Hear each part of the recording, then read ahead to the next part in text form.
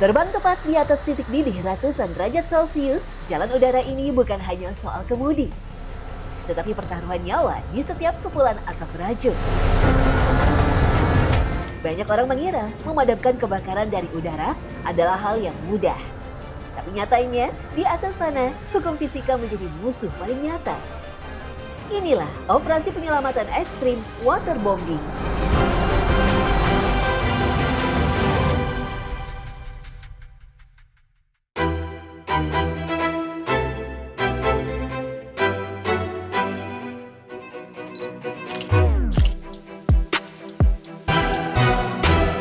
Ketika kemarau ekstrim menyelimuti negeri, titik api meledak secara nasional. Mulai dari kebakaran lahan gambut yang merembet di dalam tanah, hingga gunungan sampah di berbagai TPA besar yang dikepung gas metana. Di saat petugas darat jalan di tempat, maka angkasa adalah satu-satunya harapan. Tetapi waterbombing bukan perkara mudah. Misi ini memerlukan persiapan logistik dengan tingkat akurasi militer. Sebelum baling-baling berputar, pengecekan menyeluruh harus dilakukan. Dengan jarak tempuh misi yang jauh dan area operasi yang luas, helikopter seperti Black Hawk dan MI harus membawa bahan bakar hingga 2.500 liter.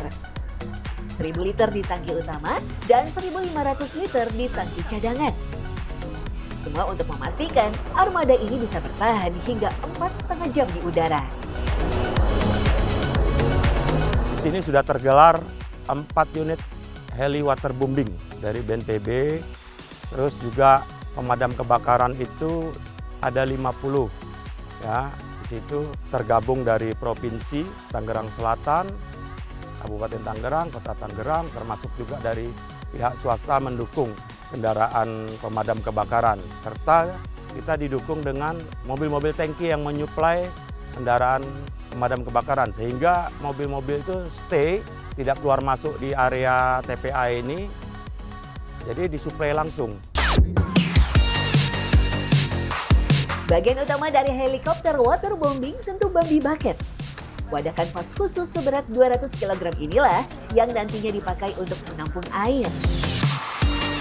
Alat ini digantungkan pada helikopter memakai seling baja sepanjang 60 meter.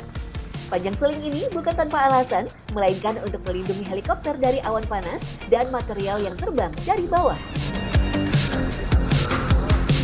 Pertama kita ada namanya hook. Hook itu untuk menggantung tali.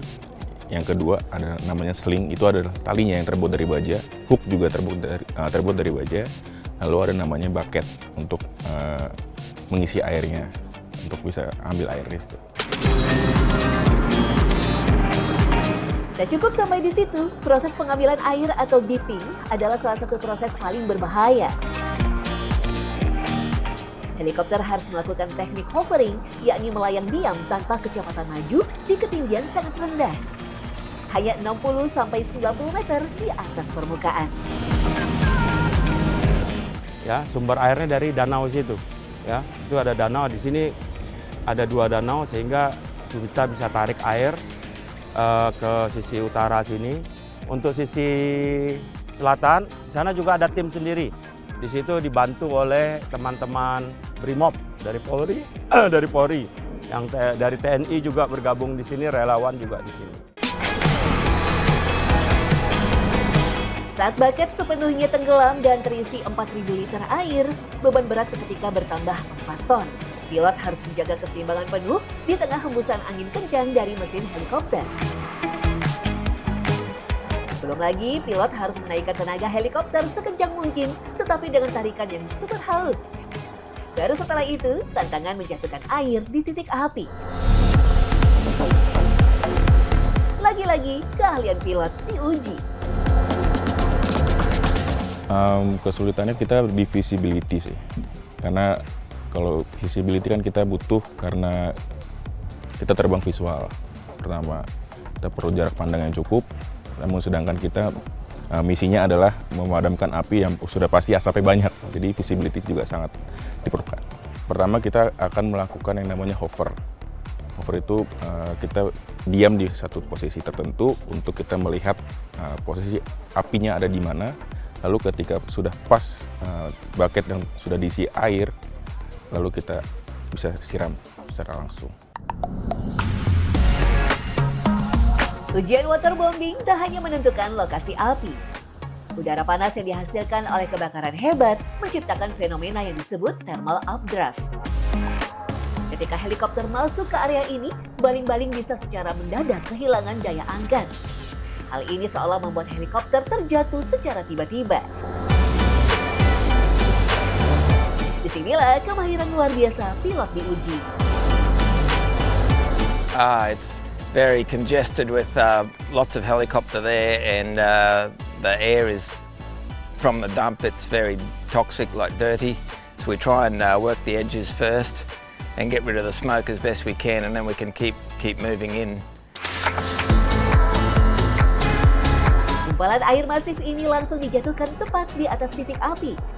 Pada kasus kebakaran lahan dan TPA, air dari udara ini juga berfungsi menekan kepulan asap tebal yang membawa racun gas kimia, sehingga asap tidak meluas dan membahayakan paru-paru warga. Yang menarik, Kapten Ken menyebut bahwa kebakaran di dekat pemukiman seperti TPA Jatiwaringin punya tantangan tersendiri dibanding mengatasi kebakaran hutan. Salah satunya adalah banyak sekali warga yang justru menonton peristiwa kebakaran. Well, when we're in Sumatra, we're not close to the city. We're out in the country, so not many houses, not many people to deal with. Here we've got lots of people, lots of that we've got to be aware of, and try and avoid them as best we can. Lagi lihat helikopter. Helikopternya ngapain, Bu? Ambilin air buat mademin yang kebakaran itu. Ya buat hiburan aja sambil jajan-jajan. Ya lucu aja. Lucunya ngambil airnya itu nah. Di dalam satu area bencana nasional, BNPB tidak hanya menerjunkan satu helikopter. Bisa terdapat 3 hingga 4 helikopter yang beroperasi di ruang udara yang sama. Agar tidak terjadi tabrakan di atas titik api yang bergolak, para pilot harus selalu mengkoordinasikan pola lintasan udara. Yeah, we talk to each other on the radio, so we tell each other when we're coming off the water and when we're coming off after we've dropped the water, so we know where they are in the pattern. Yeah. Pada area seperti tumpukan sampah raksasa, medannya sangat labil dan rawan longsor. Jika petugas darat memaksakan masuk, nyawa mereka menjadi taruhannya. Dalam kasus kebakaran TPA Jatiwaringin, ada 2 kali sesi pemadaman memakai waterbombing. Dan ketika dipetakan, memang ada titik yang tidak bisa dijangkau oleh kru darat dan itu tidak bisa dibiarkan karena itu sumber panasnya, sumber apinya. Dan titik itu berada di wilayah hampir di tengah sampai ke arah barat. Kru darat yang hanya bisa awal-awal hanya menyisir di area pinggir. Nah, untuk segera memadamkannya, titik api tersebut harus kita basahi. Jalan pertama, jalan terakhir yang harus kita lakukan karena dari darat belum bisa masuk, dari sisi pinggir belum kita bisa masuk, kita waterbombing sambil kita buka akses jalur daratnya dengan alat-alat berat. Teknik waterbombing atau pemadaman api dari udara sebenarnya sudah dimulai sejak tahun 1930-an. Pada awalnya, ide ini muncul di Amerika Serikat dan Kanada ketika kebakaran hutan dahsyat seringkali mustahil ditembus oleh tim darat. Uji coba pertamanya adalah melemparkan tong-tong kayu berisi air dari pesawat terbang biasa. Sayangnya, metode ini kurang efektif karena air seringkali menguap atau pecah di udara sebelum menyentuh titik api. Revolusi besar baru terjadi pada era tahun 1950-an ketika muncul rancangan tangki khusus dengan sistem katup pelepas cepat. Dengan sistem ini, pesawat bisa melepaskan ribuan liter air hanya dalam hitungan detik tepat di atas amukan jago merah. Kemudian pada tahun 1980-an, seorang penemu asal Kanada bernama Don Arney menciptakan revolusi baru dengan membuat babi bucket. Sebuah ember lentur raksasa yang bisa dilipat dan digantungkan di bawah helikopter. Penemuan Bambi Bucket inilah yang menjadi cikal bakal teknik waterbombing modern.